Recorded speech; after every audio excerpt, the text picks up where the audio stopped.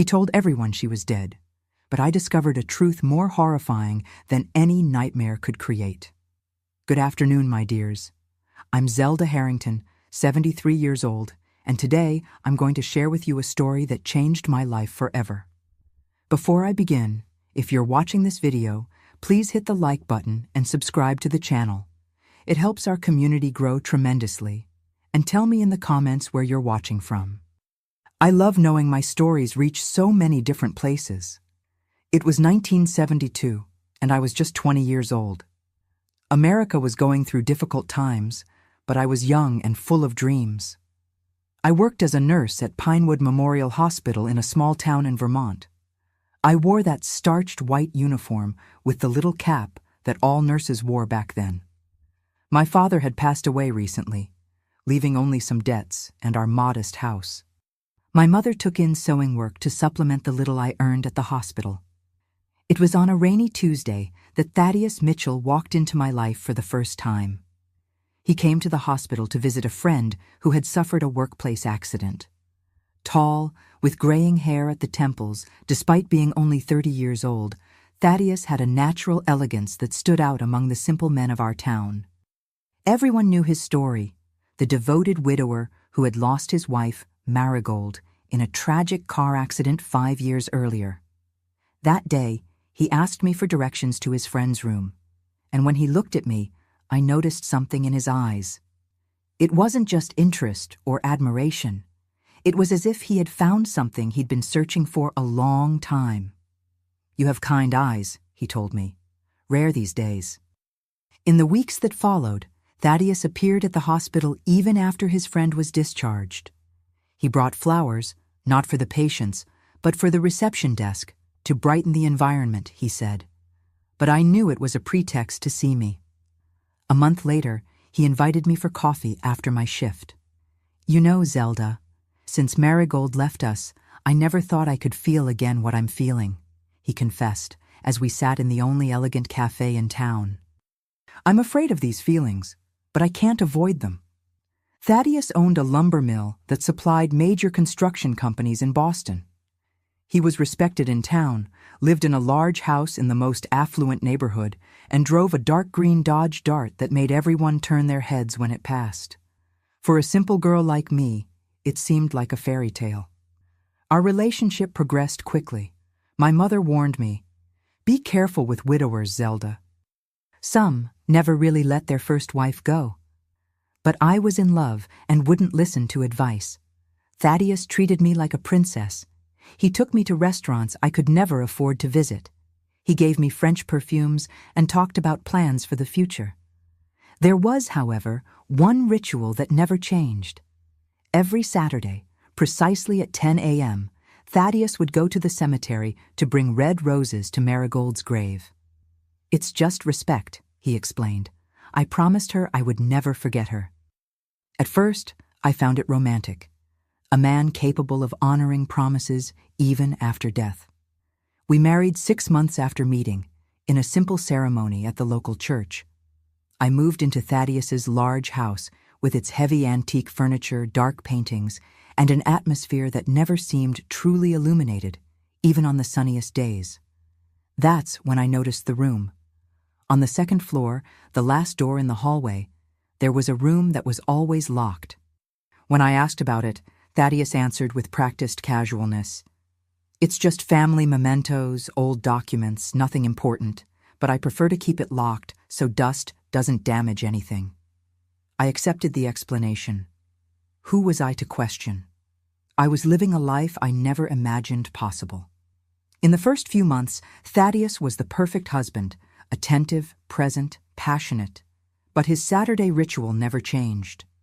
Even on our first weekend as a married couple, at 10 a.m., there he was, leaving with his red roses. "Don't worry," I told myself. "With time, he'll move on. It's just gratitude." But time passed, and nothing changed. What began to intrigue me were the whispered comments that ceased when I entered a room. At church, at the market, even at the hospital where I continued working, I noticed pitying looks. Once, I clearly heard a woman tell her friend, "Poor thing, she'll never take Marigold's place." He'll never love anyone like he loved that woman. Thaddeus spoke little about his first wife. I knew only that they had met when they were young, that she was from a traditional family from Boston, and that the accident happened when she was returning alone from visiting her parents. The car went off the road at a curve. There wasn't much left, he would say, always stopping the phrase at that point, as if the pain were unbearable even after so many years. On our first wedding anniversary, Thaddeus gave me a pearl necklace. Marigold loved pearls, he commented, and immediately apologized when he saw my expression. It was the first time I felt I was living in the shadow of a ghost. As the months passed, I began to notice other disturbing details. Thaddeus had frequent nightmares. He would wake up sweating, murmuring Marigold's name, sometimes begging for forgiveness. When I asked, he said he couldn't remember anything. There were also the phone calls. Once a month, always on the first Monday, Thaddeus would receive a call that he answered in his study behind closed doors. When questioned, he said it was just lumber mill business, but I noticed how tense he became before these calls and how pensive he was afterward. It was in our second year of marriage that I became pregnant. I thought a child would change everything, that Thaddeus would finally leave the past behind. He seemed genuinely happy with the news, made plans for the baby's room, even started talking about hiring a nanny. But the cemetery visits not only continued, but intensified. Now he would sometimes go on Wednesdays, too. "I want to tell her about the baby," he explained when I asked. Marigold always wanted to be a mother. It was during this time that I began having strange dreams. I would see a woman with long, dark hair with her back to me, whispering words I couldn't understand. She never showed her face, but I somehow knew it was Marigold. One day, while organizing Thaddeus's closet, I found a small wooden box hidden beneath his shirts. Inside was a woman's wedding ring with an inscription, "Thaddeus and Marigold, eternally, 1962. I noticed there was no end date engraved, just a hyphen, as if the story continued. Thaddeus's behavior became more erratic as my pregnancy progressed. Sometimes I would catch him looking at my belly with an expression that wasn't joy, but something close to fear. On other occasions, he would lock himself in his study for hours, and I could hear him talking to himself. The neighbors, always willing to share gossip, began telling me stories about Marigold, that she was a beautiful woman, but nervous, that she had occasional crises, that Thaddeus had protected her from everything and everyone. A devoted man, like few others, they said. He took care of her until the end, even when it became difficult. What did "when it became difficult" mean? No one elaborated. They changed the subject when I asked. It was as if there was an unspoken agreement not to talk too much about Marigold around me. In my 7th month of pregnancy, I woke up in the middle of the night and Thaddeus wasn't in bed. I silently went downstairs and saw light under his study door. I didn't intend to spy, but I heard sobs. My husband was crying like a child, repeating Marigold's name like a litany. I returned to bed without making a sound, but I couldn't sleep. The next day, Thaddeus announced he would need to travel on business for 3 days. It's an important opportunity for the lumber mill. I can't refuse. It would be the first time I would be alone in that big, silent house since we got married. And that's when I made a decision that would change my life forever. I would discover what was in the locked room. As soon as Thaddeus left for his business trip that Friday, I felt the weight of silence fall over the house. During these 2 years of marriage, I had never been completely alone there. It was as if the walls kept secrets, as if the old portraits watched me, judging my presence in a place that never really seemed mine. I waited until nightfall. I remember it was raining heavily, one of those Vermont winter rains that seem endless. The tree branches scratched the windows like fingers trying to get in. With my 7 months of pregnancy, I slowly climbed the stairs, one hand on the railing, the other protecting my belly. The second-floor hallway seemed longer that night, the shadows denser, the air heavier. I stopped in front of the last door. How many times had I passed by there, imagining what might be stored on the other side? Thaddeus always carried the key with him, but I knew that somewhere there would be a copy. After all, old houses like that always had spare key sets. I spent the afternoon discreetly searching through kitchen drawers, the dining room sideboard, even the pockets of his coats in the closet. It was in the drawer of his bedside table that I found a small leather case. Inside were several old keys, some already rusted by time. I took the whole set and returned to the hallway. The third key I tried fit perfectly in the lock. I turned it slowly, feeling each movement of the internal mechanism. When I heard the click of the door unlocking, my heart raced. For a moment, I hesitated. There was something forbidden, something intimate about that act. I was invading not just a room, but Thaddeus's past, a past he had chosen to keep locked away from me. I pushed the door slowly, and the smell was the first thing I noticed. An odor of dried flowers, old perfume, and something more medicinal. I turned on the light and had to hold on to the doorknob to keep from falling. It wasn't a storage room for family mementos.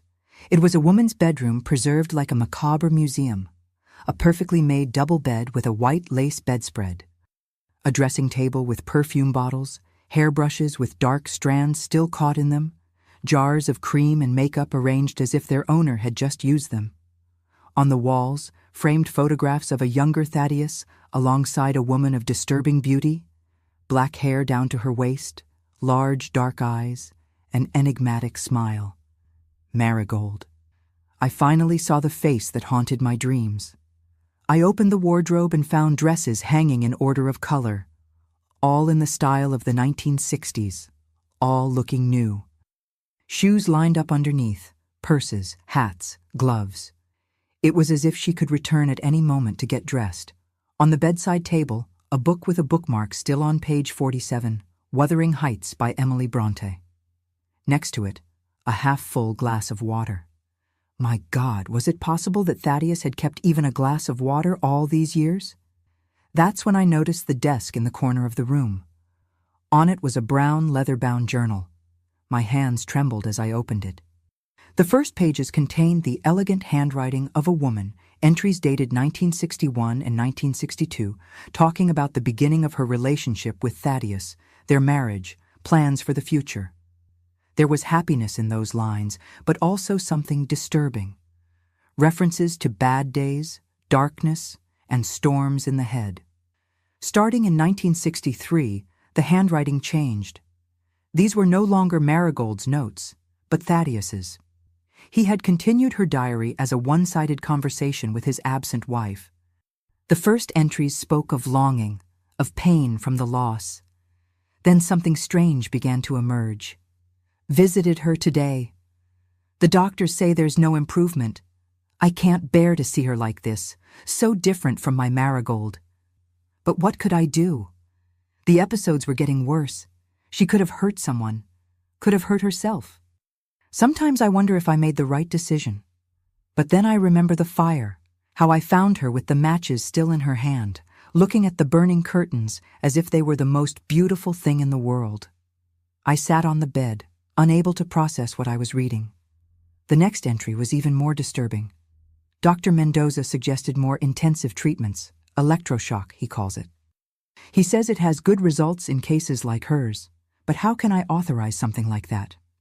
She already seems so fragile, so lost, and yet what can I do? I have no choice. The diagnosis is clear. Paranoid schizophrenia, they said. My Marigold, my delicate flower, condemned to a fragmented spirit. I turned the pages, increasingly horrified.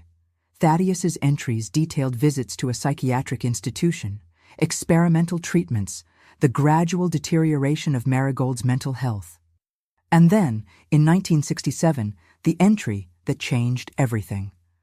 I did what needed to be done. Dr. Mendoza agreed it would be better for everyone. A car accident, we said, the body unrecognizable, immediate cremation at the family's request. Everyone believed it. It was necessary. People were already starting to ask questions, to speculate, and I could no longer bear the pitying looks, the questions about my wife's fragile health. Now, Marigold can rest in peace at Pinewood Psychiatric, away from curious eyes, receiving the treatment she needs. And I can just be the devoted widower, preserving her memory without the complications of the truth. It's better this way for everyone. Pinewood Psychiatric. The Pinewood Psychiatric Institute was 80 miles from our town, isolated in a rural area. It was a feared place, one of those old asylums where patients entered but rarely left. I continued reading, trembling more and more. The following entries detailed how Thaddeus had faked Marigold's death, how he had bribed doctors to falsify certificates, how he had spread the story of the tragic accident. All to hide the truth.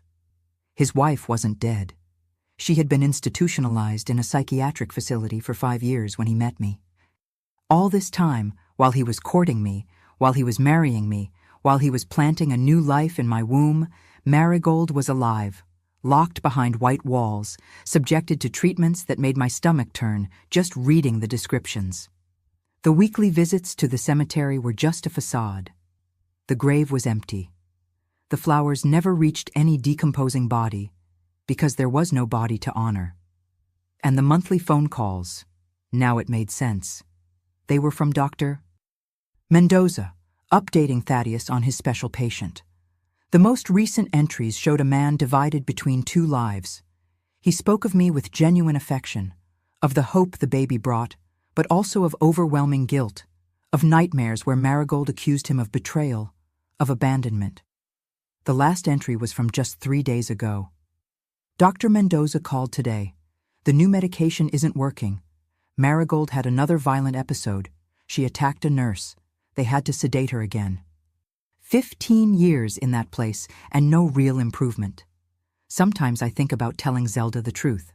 She has a good heart. Maybe she would understand. But how to explain such a lie? How to justify that I married her while my wife still lives? It's too late for truths. I will continue as always. I will visit the empty grave on Saturday. I will bring the red roses that Marigold loved so much, and then I will go to Pinewood to see her, even though she hasn't recognized me for years. It is my burden to carry my cross. I promised in sickness and in health, and I will fulfill it until the end, even if it means living this endless lie. I closed the diary and looked around the room once more. It wasn't a sanctuary of memories. It was a museum of lies, each preserved object, each smiling photograph, all part of an elaborate farce. I slid my hand over the lace bedspread, feeling the texture under my fingers. I opened the dresser drawers, finding delicate lingerie, love letters yellowed with time, jewelry boxes containing pearls, earrings, brooches, a woman's entire life frozen in time. I sat at the dressing table and looked at my reflection in the oval mirror. For a moment, I had the strange sensation that it wasn't my face I was seeing, but hers. I picked up one of the brushes, observing the long black strands still caught between the bristles. Hair from a woman everyone believed to be dead. Hair from a woman who at that very moment was breathing, existing, suffering. At the bottom of the desk drawer, I found more documents. The falsified death certificate, receipts for monthly payments to Pinewood Institute, always in cash, always substantial amounts, and a thin folder containing medical diagnoses, prescriptions, incident reports. The most recent folder contained a photograph. I barely recognized the woman from the other photos in the room. This Marigold was too thin, her face hollow, her eyes dull, her once luxuriant hair now thin and lifeless. The date in the corner of the photo, January 1972, just 2 months before I met Thaddeus. I carefully put everything back in its place. I locked the door as I left. I returned to our bedroom, no, Thaddeus's and my room, never really ours, and lay on the bed, eyes open, staring at the ceiling, one hand on my belly where our daughter moved, oblivious to the nightmare I had just discovered. What would I do with such knowledge? Confront Thaddeus? Report him to the authorities? Pretend I never discovered the truth? My head spun with possibilities, none without devastating consequences. One thing I knew for certain. On Saturday, Thaddeus would not go to the cemetery alone. I would follow him and then follow him to Pinewood Institute. I needed to see with my own eyes. I needed to meet the woman who was technically still the legitimate wife of the man I had married. The woman whose place I had unknowingly usurped. I closed my eyes, but sleep didn't come. The image of Marigold, the real one, the living one, the prisoner, wouldn't leave my mind. And for the first time since I met Thaddeus, I felt real fear of the man who slept beside me every night, of the man who was capable of burying a living wife in oblivion and building a new life on this foundation of lies. I didn't sleep that night. How could I? The truth weighed on me like a tombstone. Ironically, a tombstone more real than the one Thaddeus had faithfully visited for years. When morning came, I made coffee and sat at the kitchen table, trying to appear normal to Mrs. Peterson, our housekeeper who came 3 times a week. She noticed my paleness. "You don't look well, ma'am. Is the baby giving you trouble?" she asked, placing another cup of coffee in front of me. "I just didn't sleep well, Mrs. Peterson. Dr. Oliver said it's normal during pregnancy." How could I explain that I had discovered my marriage was a sham? That my husband kept his supposedly dead first wife locked in an asylum while making me believe he was a devoted widower? There were no words for such a revelation. Thaddeus called that morning as promised. His voice sounded normal, affectionate, even asking about my well-being, about the baby, saying he would return Sunday night. I heard myself responding naturally, as if nothing had changed. "We're fine, dear. Rest and have a good trip back." Who was this calm woman speaking with the voice that came from my throat? Saturday dawned clear, one of those winter days when the sun shines but doesn't warm. Thaddeus always said sunny Saturdays were gifts from Marigold, an irony that I now understood in all its perversity. I dressed carefully. A discreet brown dress, a beige coat, a scarf to cover my hair, clothes to not draw attention. Mrs. Peterson wouldn't come that day, which made my plans easier. I took some money I kept for emergencies and my documents. I thought about taking Thaddeus's diary as proof, but decided not to touch anything that might alert him. At 9:30, I left the house and walked to the nearest taxi stand. I gave an address 3 blocks from the cemetery. I didn't want the driver to know exactly where I was going. I arrived at the cemetery at 9:50. Thaddeus was as punctual as a Swiss watch. He would be there at 10 sharp. I hid behind a marble mausoleum that offered a good view of Marigold's grave. I didn't have to wait long. Soon the dark green Dodge Dart parked at the main gate. Thaddeus got out carrying the usual bouquet of red roses. He wore his gray suit, reserved for formal occasions and cemetery visits. I watched him walk among the tombstones, stop before Marigold's false grave, place the flowers, make the sign of the cross. He stayed there for almost 10 minutes, his lips moving in silent prayers. Prayers for a woman who wasn't there, who had never been there. A perfect performance for a non-existent audience, except today, there was a spectator. When he walked away, I waited until the car disappeared around the bend. I ran to the street and was lucky to find a passing taxi. "Follow that green Dodge, please," I asked the driver, who looked at me curiously. "It's my husband. I'm preparing a surprise for our anniversary and need to know where he's going to buy my present," I lied, with an ease that scared me. The driver smiled, complicit in what he believed to be an innocent game between husband and wife. If he knew the true nature of the game unfolding. Thaddeus didn't head for home or downtown. He took the state highway, heading west. We followed at a safe distance, my heart beating harder as the miles passed. After almost an hour, the Dodge turned onto a secondary dirt road. A faded sign indicated, "Pinewood Psychiatric Institute, 3 miles. I asked the driver to stop. "I think I've discovered the surprise," I smiled tensely. "Can you wait for me here? I'll pay double the fare." He agreed, turning on the radio and leaning back in his seat. I got out and followed the dirt road on foot, keeping to the edge where trees offered some protection from the road. The pregnancy made walking more difficult, but adrenaline propelled me forward. After about 15 minutes, I spotted the Institute's gates. It was a complex of old buildings, colonial in style, surrounded by high walls with barbed wire on top. It looked more like a prison than a hospital. I saw Thaddeus's car parked with a few other vehicles near the main entrance. How to enter without being seen? I circled the wall until I found a part less visible from the main buildings. There, the vegetation grew taller next to the wall. There was a tree whose branches extended inside the property. Under other circumstances, I would never have tried to climb a tree being 7 months pregnant. But nothing about this situation was normal. Carefully, I climbed the lower branches, ignoring the scratches on my arms and the dress tearing in places. Upon reaching a branch that projected over the wall, I stopped to catch my breath. From there I had a partial view of an inner courtyard where some patients, or were they prisoners, walked slowly, some alone, others supported by nurses in white uniforms. I descended the other side with even more care, grateful for the relatively low height of the wall at that point. My feet touched the soil of Pinewood Institute, and a chill ran down my spine. I was inside. I kept close to the walls, avoiding open areas. The complex was larger than it seemed, with several interconnected buildings. Through the windows, I could see long corridors, closed doors, occasionally a nurse or doctor passing by hurriedly.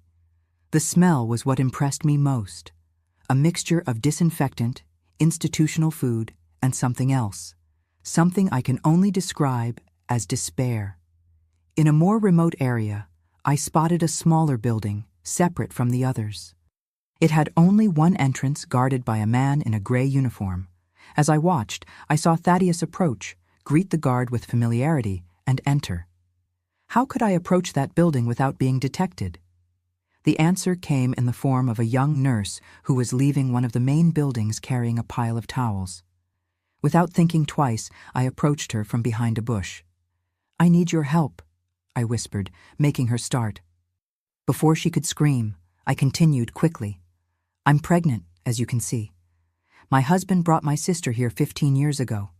They told me she died, but I discovered the truth. Please, I just want to see her."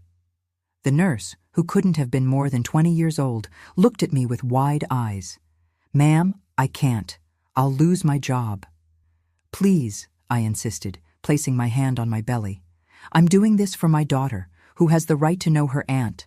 I won't cause any problems. I just need to see her once." Something in my desperation must have touched the young woman. She hesitated, then sighed. "Who is your sister?" "Marigold. Marigold Mitchell." Her eyes widened even more. "The special patient, the one in Pavilion C." She looked around nervously. "No one can enter there without Dr. Mendoza's authorization, not even us regular nurses." "Please," I repeated, "I just need to see her for a moment." After a long hesitation, the nurse nodded. "Come with me, but if we're caught, I'll deny I helped you." She led me along a path between bushes to the back of Pavilion C. There was a service door used for supply deliveries. "I can only let you in. I can't accompany you. Mr. Mitchell usually stays for an hour." "You have until then." With trembling hands, she unlocked the door. "Third room on the right in the hallway. There's a small window in the door. You can look through there, but do not enter the room for God's sake." I thanked her and entered. The hallway was poorly lit, with yellowish lamps that occasionally flickered. The smell of medications was stronger here, mixed with something I recognized from my days at the hospital. The odor of human bodies kept in confinement for a long time. I walked silently to the third room.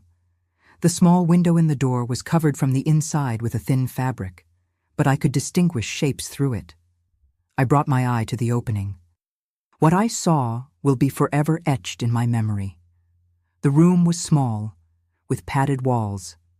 A narrow bed was fixed to the floor, and on it, sitting with her back against the wall, was a woman. She was no longer the beauty from the photographs. Her body was skeletal, her once luxuriant hair cut irregularly very short. She wore a hospital gown faded from countless washings. But what impressed me most were her eyes. Large, dark, completely empty of expression. She stared fixedly ahead, without blinking, without reacting to Thaddeus's presence, who was sitting in a chair by the bed. He held her hand, speaking softly. I couldn't hear the words, but his face showed a mixture of pain, guilt, and love. Yes, even after all these years, even after all the suffering he had caused, there was love in that look. Suddenly, Marigold turned her head. For a terrible moment, I thought she had seen me, but no. She had just changed position, still showing no recognition of Thaddeus's presence. He continued talking, now caressing her hair. At one point, he took something small from his pocket. It seemed to be a lipstick. Carefully, he applied it to her dry lips. The gesture broke me inside. It was so intimate, so loaded with shared history. There was a man who kept his wife prisoner, who had declared her dead to the world, who had built a new life on lies, and yet still loved her in his own distorted way. As I watched, Marigold had a sudden change. Her body stiffened, her eyes widened, and she began to tremble. Thaddeus quickly pressed a button on the wall. Seconds later, 2 burly orderlies rushed in. One held Marigold, while the other administered an injection into her arm. I backed away, fearing discovery. Through the small window, I saw Marigold gradually relax, her eyes closing as the medication took effect.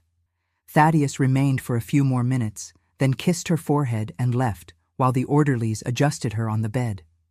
I hid in a supply closet when I heard footsteps in the hallway. Thaddeus passed by, accompanied by a man in a white coat, presumably Dr. Mendoza. Their voices came in fragments. No significant improvement, more aggressive treatments, how much longer? Quality of life, your responsibility, difficult decisions. When the footsteps receded, I left the closet and quickly returned to the back door. The young nurse was anxiously waiting. "Did you see her?" she asked in whispers. I nodded, unable to speak. My throat was constricted with emotion. It's sad, isn't it? 15 years here and only getting worse. Mr. Mitchell is the only visitor she has. He comes faithfully every week, since I arrived 2 years ago. They say he's never missed a visit in all these years. What exactly does she have? I managed to ask. Severe schizophrenia from what I've heard, resistant to treatments. At the beginning, she still talked, had moments of lucidity. Now, she shook her head sadly. The electroshocks and new medications left her like this. A ghost. A ghost. That was exactly it. Marigold was a ghost, not because she was dead, as Thaddeus had made the world believe, but because what remained of her was just a shadow of the woman she had been. I thanked the nurse and made my way back. I climbed the wall again, with even more difficulty this time, my body heavy with the baby and with the revelations of that day. The taxi driver was still waiting, listening to a football game on the radio. "Found what you were looking for, ma'am?" he asked casually as I got into the car. What a question to ask. I had found much more than I was looking for. I had found the truth, and it was more painful than any lie I could have imagined. "Yes," I replied simply. "Take me back to town, please." During the entire journey, I remained silent, looking out the window without really seeing the landscape. My mind was occupied with what I had witnessed, with impossible decisions, with the weight of knowledge. Thaddeus hadn't killed Marigold. In some ways, what he had done was worse. He had kept her in limbo, preserved like a relic, visited as a sacred obligation while building a parallel life with me, with our baby on the way. It was monstrous, and at the same time, there was something deeply tragic in it all. When the taxi dropped me off near our house, no, Thaddeus's house, never really mine, I had already made my decision. I couldn't continue living that lie. I couldn't pretend I didn't know. I couldn't allow my daughter to be born and grow up on a foundation of falsehoods. I entered the house, went directly to our bedroom, and began packing a suitcase with my essential things: clothes, documents, what little money I had. I could go to my mother's house temporarily while deciding the next steps. But then, looking at the bed I shared with Thaddeus, at the furniture we had chosen together, at the crib already assembled in the room next door waiting for our daughter, something inside me changed. A cold anger began to replace the initial shock. Why should I be the one to leave? Why should I give up everything when I was the victim in this whole story? Thaddeus was the liar, the manipulator. It was he who should face the consequences of his actions. I put the suitcase at the bottom of the closet and sat on the edge of the bed. I would wait for him, confront the truth face to face, and then I would do what needed to be done. Thaddeus arrived Sunday night, as promised. I heard the Dodge Dart engine turning off in the garage, the familiar footsteps in the entrance hall, the tinkling of keys being placed on the small hallway table. Sitting in the living room armchair in the dark, I waited as he called my name. "Zelda, I'm home, dear." "Where are you?" I turned on the lamp beside me. The dim light illuminated my face, leaving the rest of the room in shadows.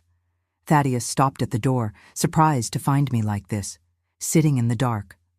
"What's wrong? Are you feeling well?" There was genuine concern in his voice. How did he manage it? How could he sound so sincere while living such an elaborate lie? "The grave is empty, Thaddeus." 5 words, 5 simple words that changed everything. I saw the blood drain from his face, his eyes widen in shock, then narrow in understanding. I didn't need to say anything else. He knew exactly what I meant. "Zelda, I can explain." His voice trembled slightly, his hands moving in nervous gestures. "Explain what? That your wife isn't dead? That you've kept her locked in an asylum for 15 years? That our entire life together is built on a lie?" He closed his eyes briefly, as if absorbing a physical blow. When he reopened them, there was a mixture of resignation and relief in his gaze, the relief of someone who has carried a heavy secret for so long and is finally discovered. "How? How did you find out?" he asked, collapsing onto the sofa in front of my armchair. "The locked room, your diary. And yesterday I followed you to the Institute." Thaddeus covered his face with his hands. We sat in silence for a long minute. When he finally spoke, his voice sounded tired, defeated.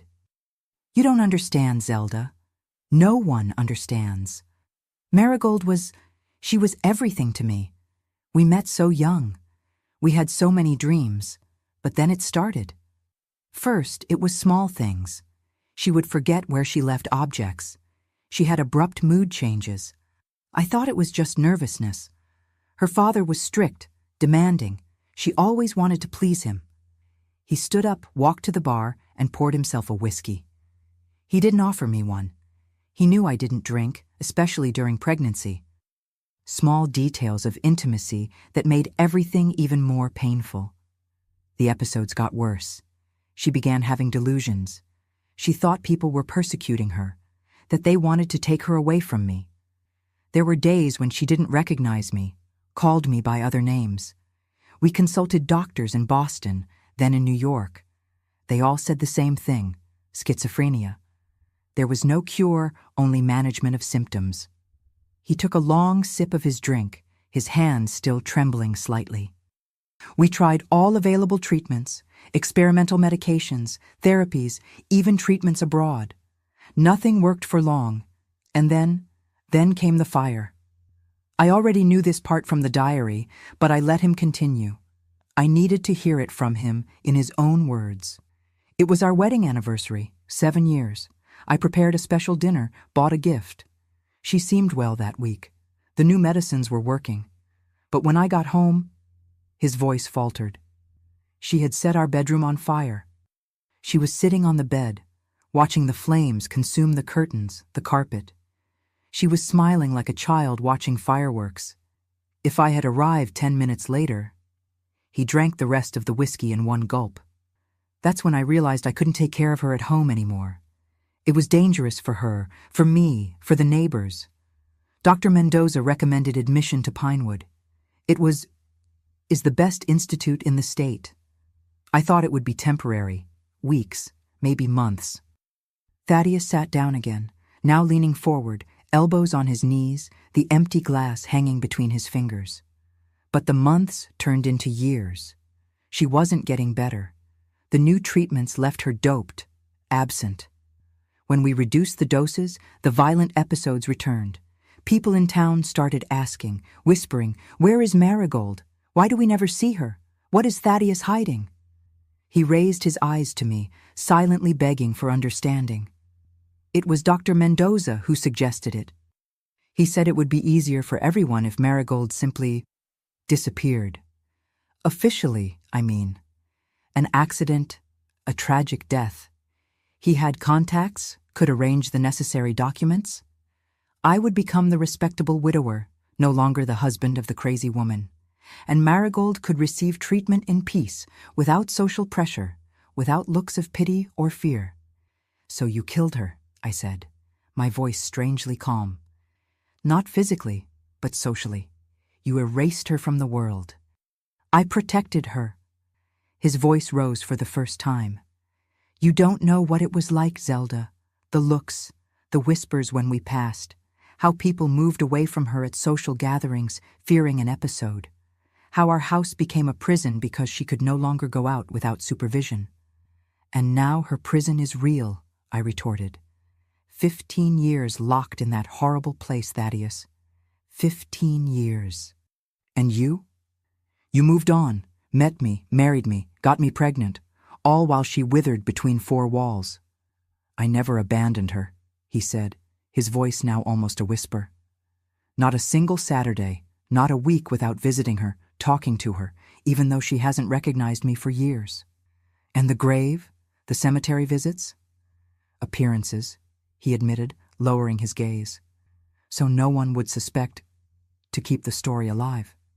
And also a form of mourning, because the Marigold I knew and loved really did die, Zelda. What remains at the Institute is just a shadow." We fell silent again. Outside, the wind began to blow harder, announcing a storm. It seemed appropriate. "What do you intend to do now?" he finally asked. It was the question I had been asking myself since I discovered the truth. What to do with such knowledge? What to do with the shattered remains of what I believed was my life? "I'm going to report you, Thaddeus, to the police, to the medical authorities. What you did is a crime, document forgery, fraud, maybe even false imprisonment." He nodded slowly, as if already expecting this. "They'll put her in a public institution, you know. Pinewood is expensive, but it's the best place for her. Government hospitals are overcrowded, with few doctors, outdated treatments." "Are you trying to manipulate me? Make me feel guilty for wanting justice?" "I'm just stating facts, Zelda. You're a nurse. You know the reality of our public hospitals. Think about what would be best for Marigold. Don't you dare." I stood up, anger finally breaking through my facade of calm. "Don't you dare use your love for her as justification. If you really loved her, you wouldn't have built another family while she still breathes." I saw something change in his eyes then. A hardening, a dangerous gleam I had never noticed before. "And our baby, Zelda? Have you thought about what will happen when this story comes out? The scandal? How our daughter will grow up knowing her father is a criminal? How will you support a child alone without my financial support?" It was so predictable. The resort to emotional blackmail, practical concerns, guilt. Typical of someone accustomed to manipulating, to controlling narratives. "I'd rather raise my daughter alone in poverty than in a house built on lies," I responded firmly. "I'd rather she know her mother had the courage to face the truth, no matter how painful it was." I walked to the phone on the side table. "I'm going to call the police now." I didn't expect what happened next. Thaddeus moved with surprising speed for a man his age. Before I could reach the phone, he grabbed my arm, pulling me away. "You can't do this, Zelda. I won't allow it." I tried to break free, but his grip was too firm. For the first time since I'd known him, I felt physical fear of him. "Let me go, Thaddeus. You're hurting my arm." "Listen." His voice was different now, a tone I had never heard before. "We can resolve this just between us. No one needs to know. I can explain everything, make you understand. We have a life together, a baby on the way. Let me go. I struggled harder, panic growing. At that moment, the man in front of me was a stranger, not the gentle, attentive Thaddeus I had known. This was someone capable of elaborate lies, of manipulation, perhaps even of, "I won't let you destroy everything I've built, everything I've sacrificed." His voice rose, his face contorted into a mask of anger and desperation. I managed to break free with a violent pull, but in doing so, I lost my balance. I felt my body fall backward, my arms flailing for support they didn't find. My head hit the corner of the coffee table with a horrible, hollow sound. The pain was immediate, overwhelming. I felt a warm liquid running down my scalp. My vision darkened at the edges. The last thing I saw was Thaddeus's face, transformed by horror as he realized what had just happened. Then, darkness. When I woke up, I was in a hospital room. The white, sterile light, the constant beeping of monitors, the smell of disinfectant, all familiar to me who had worked in that environment for so long. But now I was on the other side, a patient. I tried to move, and a sharp pain in my head made me groan. Immediately, a nurse appeared at my side. "Stay still, Mrs. Mitchell. You've suffered a serious head trauma." "My baby," was the first thing I could say. My hand instinctively seeking my belly, but something was wrong. It was smaller, flabbier. The nurse's face contracted in compassion. She didn't need to say anything. I understood immediately. "I'm sorry," she said anyway. "We did everything we could, but the fall, the trauma." I closed my eyes, tears silently flowing. My daughter, my little one who would never get to know the world, another victim of Thaddeus's lies. "Where is my husband?" I asked, my voice hoarse. The nurse hesitated. "Mr. Mitchell is at the police station, ma'am. He's been detained." Detained? Then someone else knew. Someone besides me knew the truth. "It was he himself who called the ambulance," continued the nurse. "He was in a panic when we arrived. He confessed everything to the doctor on duty, about the argument, the fall, and also about the first wife. So that was it. The castle of lies was finally crumbling. In a way, there was poetic justice in it all. The truth I had discovered and planned to reveal came to light anyway, through Thaddeus's own desperate actions. "The police want to speak with you as soon as you're able," the nurse informed me. "But don't worry about that now. You need to rest and recover." Recover? How could I recover from such loss, from such deception? From the death of my daughter who never got to breathe? In the days that followed, I learned the details through the police officers who came to take my statement. Thaddeus had confessed everything: Marigold's fake death, the forged documents, the agreement with Dr. Mendoza, and also how he had tried to prevent me from reporting him, how he had lost control, how my fall had been accidental, but a direct result of his actions. Dr. Mendoza had also been arrested. Pinewood Institute underwent a complete investigation, revealing deplorable conditions and questionable treatments in several wards. Marigold, along with other patients, was transferred to a university hospital in Boston, where she would receive more humane and appropriate treatment. As for me, after 2 weeks in the hospital, I received a physical discharge, but not an emotional one. I returned to my mother's house, carrying not only the scar on my head, but much deeper wounds in my soul. The case made the newspapers, of course. "Businessman keeps dead wife in asylum for 15 years, the headline said. The whole town talked about it. I, who had once been envied for having won the coveted widower, was now the object of pity and malicious gossip. She didn't know. How didn't she notice? There must have been signs. Thaddeus's trial took place 6 months later. The courtroom was packed every day, not just with journalists and curious onlookers, but with people who knew our story, who had believed in the devoted widower's farce as much as I had. I saw familiar faces in the rows, neighbors, colleagues from the hospital, even Mrs. Peterson, our former housekeeper, who cried silently in a corner. I sat in the front row beside my mother. I had lost so much weight that my old dresses seemed to belong to another woman. In a way, it was true. The confident, love-struck Zelda had died along with my daughter on that fateful night. Thaddeus seemed equally transformed. The elegant, controlled man I knew was now haggard, with deep circles under his eyes and hair that had turned almost completely white in the few months of preventive detention. Our gazes met only once during the entire process. I saw in him a mixture of remorse, shame, and something else: relief. The relief of someone who can finally stop pretending. 15 years of deliberate fraud, thundered the prosecutor in his final accusation. 15 years keeping a vulnerable woman isolated from society under false pretenses. And when the truth threatened to come out, the defendant reacted with violence, causing not only serious injuries to his second wife, but also the death of the baby she was carrying. Thaddeus's lawyer tried to build a defense based on my ex-husband's dedication.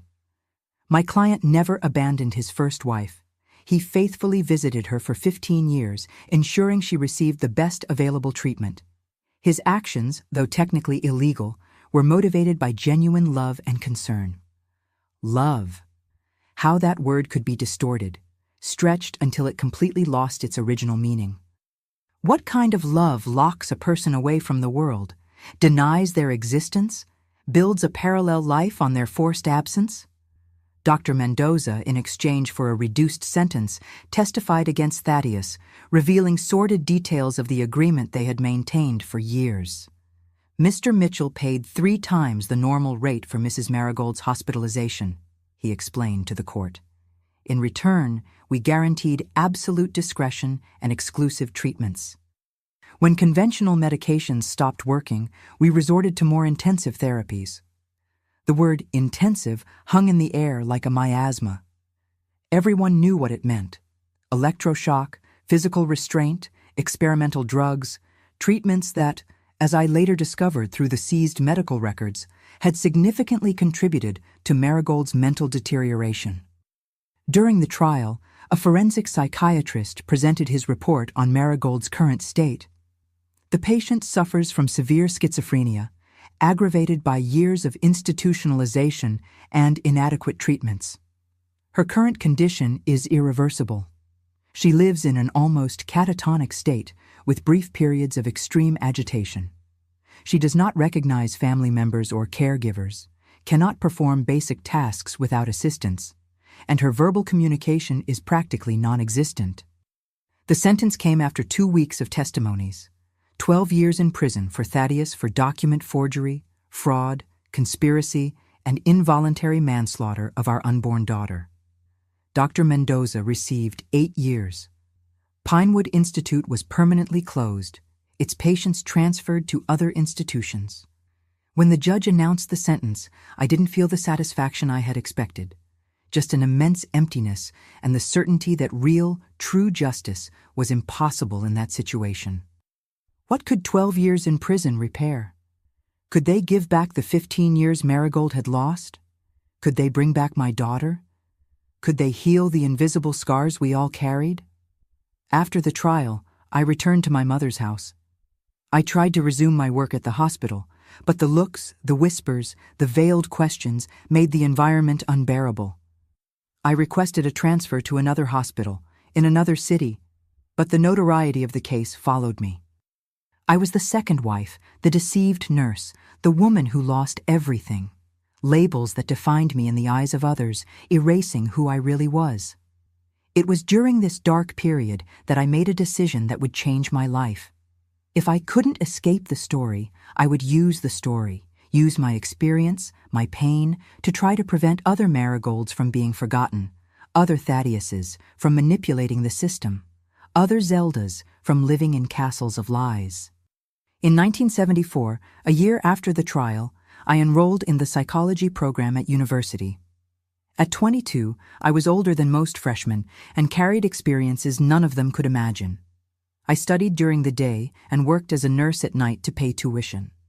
I slept little, ate poorly, but for the first time since the tragedy, I felt I was moving in some direction, not just existing in a limbo of pain. During the course, I specialized in mental health, focusing on humanized treatments for patients with schizophrenia and other psychoses. My professors noticed my almost obsessive dedication to the subject. How could I explain to them that each article I read, each technique I learned, each case I studied was filtered through a silent question? What if Marigold had received this treatment? What if she had had this opportunity? In 1978, graduated and with ongoing specialization, I secured an internship at Brighton Psychiatric Hospital in Boston, the same institution where Marigold had been transferred after Pinewood's closure. It wasn't a coincidence. I had specifically requested that placement. My first day there was surreal. I walked the same corridors that Marigold walked daily. I breathed the same air, heard the same sounds. The difference was that I could leave at the end of the day. She couldn't. Marigold was in the intensive care ward, reserved for patients in more serious condition. It wasn't my area of work, but I got permission to visit her occasionally as part of my academic research. On my first visit, I wasn't prepared for what I saw. The Marigold from the photographs in the locked room, beautiful, vivid, with bright eyes, had completely disappeared. In her place was a woman of indefinite age, thin and white hair, skeletal body, vacant gaze fixed on some point beyond the room's walls. Sitting in a wheelchair by the window, she didn't react when I approached, when I spoke her name, when I gently touched her hand. "She's like this most of the time," explained the nurse who accompanied me. "Rarely speaks, almost never responds to stimuli. Feeding through a nasal tube 3 times a day, bath with complete assistance. The doctors say it's the result of years of electroshocks and neuroleptics in excessive doses." I stared at that destroyed woman and felt something beyond compassion, beyond the guilt I carried for having inadvertently been part of her tragic story. I felt a deep responsibility. If I couldn't save her, and the doctors were unanimous that her state was irreversible, I could at least ensure that her final years were dignified. And more importantly, I could work to ensure that other people in similar situations had different fates. In 1980, while Thaddeus was serving his 8th year in prison, I completed my doctorate with a thesis on humanizing mental health treatment, new approaches for patients with schizophrenia. The work, partially based on my experience with Marigold, gained national recognition and was published as a book the following year. With the visibility the book brought, I secured funding to create a center for innovative studies and practices in mental health within Brighton Hospital. It was an experimental space where we tested less invasive approaches, more focused on the individual and not just the disease, expressive therapies, more balanced pharmacological treatments, less institutional environments. Marigold didn't directly benefit from these innovations. Her condition was too compromised for any significant intervention, but she became, without knowing it, the inspiration for changes that helped hundreds of other patients. In a sense, her personal tragedy transformed into collective redemption. In 1982, I received news that Thaddeus had obtained parole for good behavior. I didn't see him personally, but I learned through mutual acquaintances that he was unrecognizable, a prematurely aged man, a shadow of the respected businessman he had been. He moved to another state, started over as an employee in a small furniture company, living modestly and avoiding social contacts. We never met again. What could we say to each other after all? What words would be enough to bridge the abyss between us? I let him go, not out of forgiveness. I never could completely forgive him, but out of the necessity to move forward. Anger, I discovered, is too heavy a burden to carry for an entire lifetime. Marigold died in 1985 at the age of 45, a victim of pneumonia aggravated by her debilitated state. It was I who arranged her funeral, a real one this time, not the farce orchestrated by Thaddeus years before. It was a simple service, with few present, some hospital professionals, my mother, 2 old friends of Marigold's that I managed to locate. Thaddeus didn't attend, although I made sure he was informed. On the tombstone, different from that empty one I discovered years before, I had engraved, "Marigold Mitchell, 1940-1985. Her story will not be forgotten." Because this was my commitment, to ensure that her life and death had not been in vain. The center I founded grew, becoming a national reference in humanized treatments for severe mental disorders. In 1987, we expanded to our own building and renamed it the Marigold Mitchell Institute for Humanized Mental Health.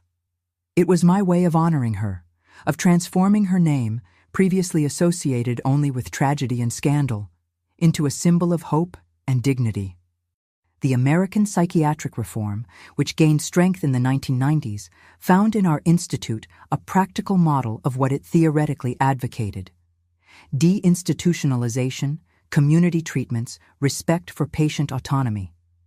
I actively participated in this movement, bringing Marigold's story, always with due ethical care, as an example of what should no longer happen in our country.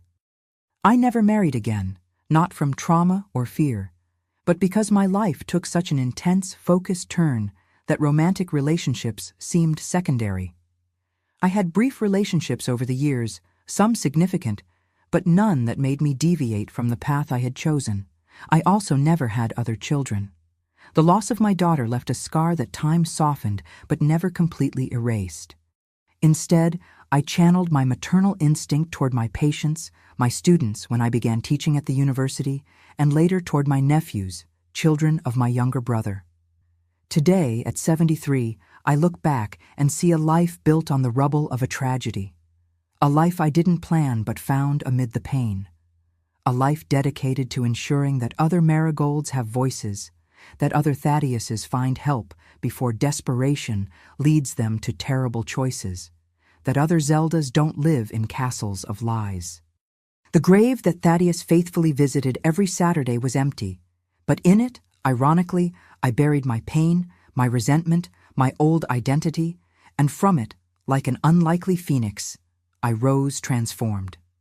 When young mental health professionals ask me how I managed it, how I transformed such personal tragedy into positive work, I answer with the simple truth I learned.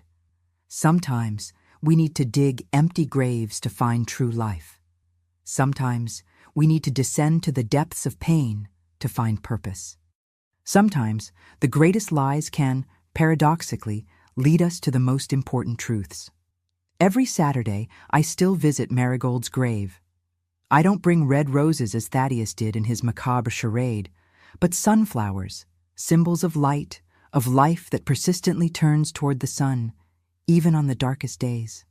And as I place the flowers on the real tombstone, I silently thank the woman I never truly knew, but who, through her forced absence, her undeserved suffering, showed me my path.